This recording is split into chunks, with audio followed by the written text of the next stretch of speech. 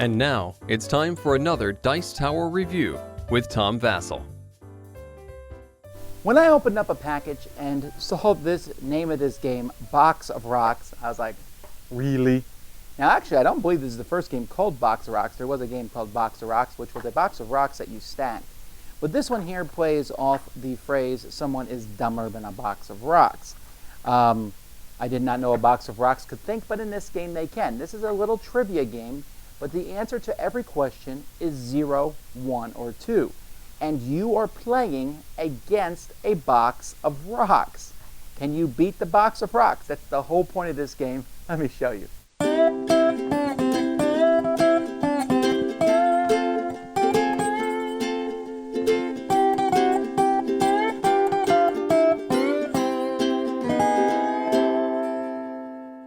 Why, hello, dear viewer. You are about to play against a box of rocks. So what we do is we have a scoring thing here. This is rock, stands for the rocks. This little meeple guy stands for you.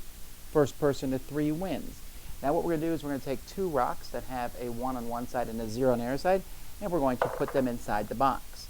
We're then going to ask you, someone else will ask questions. So we're going to just, for the sake of this, I don't want to spoil too many of the cards, so we're just going to show 3 questions. So you'll answer 3 questions, and the box of rocks will answer 3 questions. So the number of states that have the sunflower is its state flower.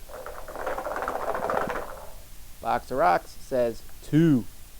The number of different species of alligators that reside in the East Alligator River in Australia.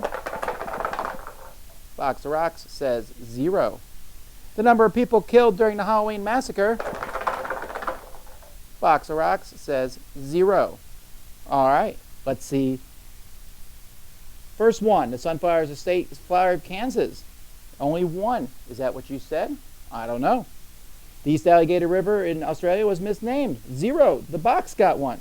Hey, the box got this one too, because Halloween Massacre was replacing cabinet members, so no one died. So the box got 2. How many did you get? Did you get 3? Either way, the box is doing pretty well here. And so that's what happens. You just read questions. Every answer is 0, 1, or 2. And either the box is going to get 3 first or you are.